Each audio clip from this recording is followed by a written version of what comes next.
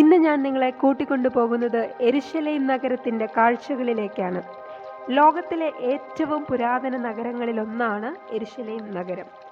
യഹൂദന്മാർ, ക്രിസ്ത്യാനികൾ, മുസ്ലിങ്ങൾ എന്നിവർക്കെല്ലാം പുണ്യനഗരമാണ് യെരുശലേം. ഇത്രയധികം പ്രാവശ്യം വിദേശീയ ആക്രമണങ്ങളിൽ നശിപ്പിക്കപ്പെടുകയും വീണ്ടും പണിയപ്പെടുകയും ചെയ്ത മറ്റൊരു നഗരം കാണുമെന്ന് തന്നെ തോന്നുന്നില്ല.